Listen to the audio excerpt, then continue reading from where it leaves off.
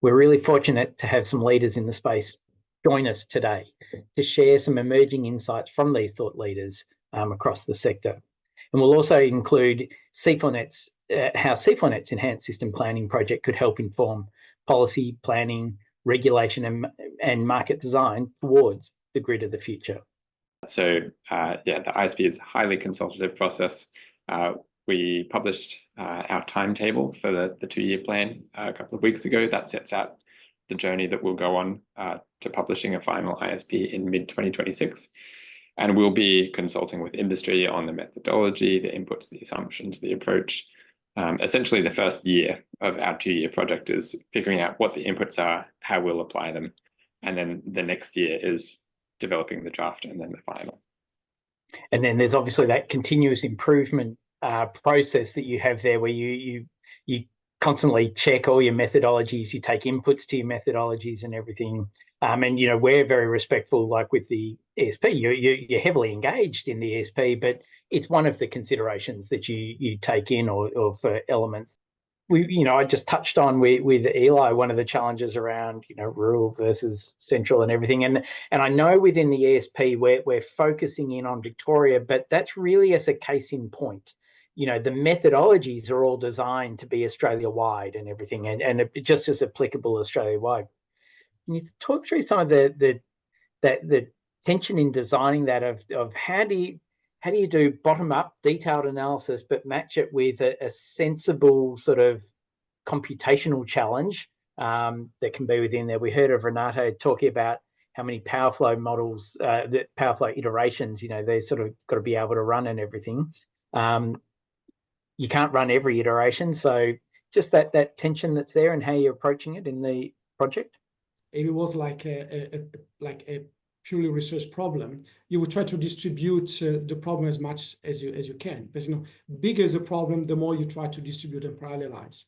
So can you, for example, try to develop methodologies so that the actual workload would be distributed across the planners or the ESPs, and then somehow they would then come back together and provide then upstream to AEMO the results. Eventually, the work that we're doing, or that you know very well, James, is try to understand the network planners in the ESP would do anyway planning work. They will have to come up with scenarios for different penetration of renewables, different connections, so on. And this will be associated with cost. It can be cost of reinforcement, cost of active network management, and so on. So can you come up with whatever planning you're working on as an DSP with this kind of cost function for different levels of penetration of renewables?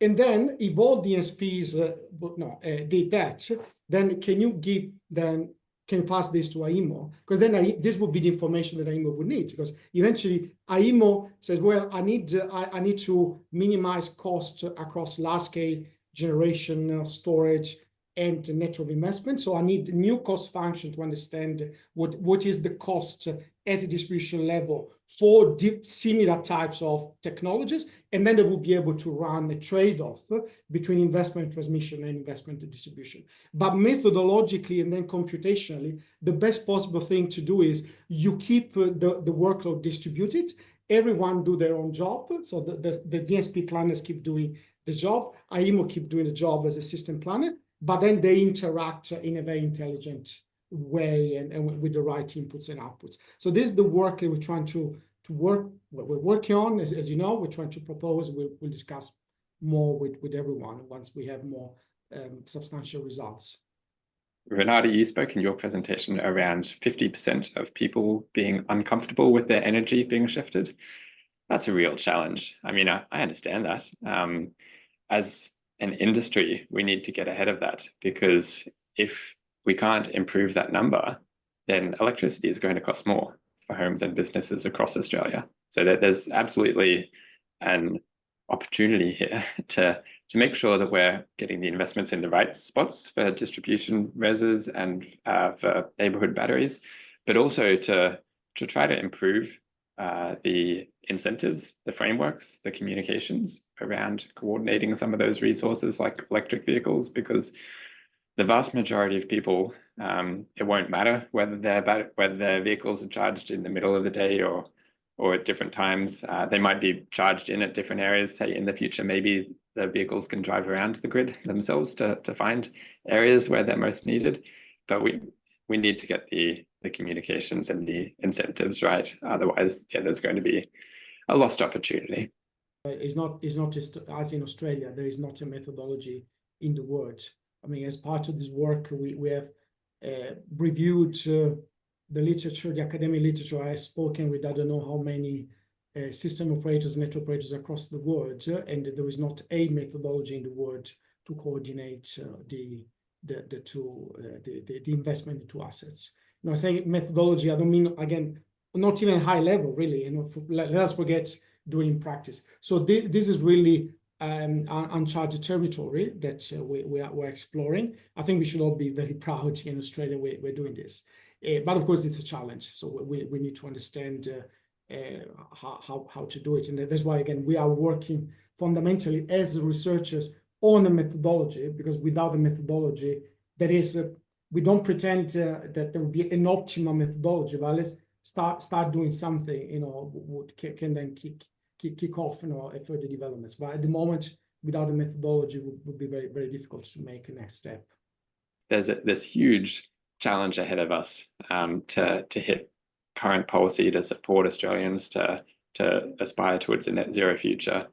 And yeah, if we get caught in saying, do we need this investment in the transmission or the distribution network? I think we've got the answer wrong. I think we need to make as much progress as we can. We absolutely need to be mindful of the costs of those investments and challenge them, be rigorous. But yeah, there's just this huge challenge ahead of us. So I think we're going to need a whole lot of transmission and distribution investments, but that if we get them right, they will absolutely bring down costs for consumers. Without those network investments, we'll have higher costs for consumers. Consumer behaviour can change, or what we know about how consumers engage. How do we get ahead and bring consumers along in that way? We've got to ask customers the question, because customer behavior is a really important factor in this equation. If we know to have successful orchestration, we need customers to behave the way we want them to behave. We need them to be comfortable with us shifting the flexible load, whether or not it's EV or hot water. We need them to consume their energy in the middle of the day, to soak up excess solar. And we can only do that if we build trust or confidence, or they get a reward, such as through lower tariffs. So we still, even though it's challenging, we still have to ask the question. So it's just about constantly taking customers on the journey, constantly talking to different segments of customers, and also educating customers, because there is a lot of distrust out there from customers, particularly from regional and rural customers. They don't trust network service providers, but nor do they trust governments. And the fact that we have such a complex energy sector in Australia, that it's not vertically integrated, is very confusing for customers. So it's just constant education, and also trials. Trials are really important. Particularly, around new technologies, and we're going to get it wrong sometimes. So, for example, we have built neighbourhood batteries in areas where there's low network constraints, and there's been very little benefit of network augmentation. We have seen that EV users do respond well to time of use tariffs, but broad-based customers are unlikely to respond to time of use tariffs. But we've just got to continue on that journey with customers, and we shouldn't assume what customers are going to do.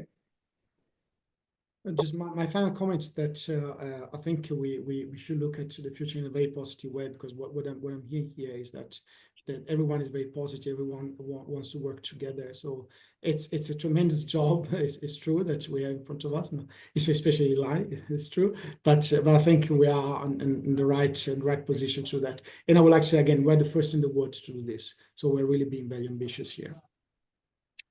Pierluigi, Eli and Renate, thank you so much for sharing your perspectives and insights with us. We also thank the Minister for her presentation first.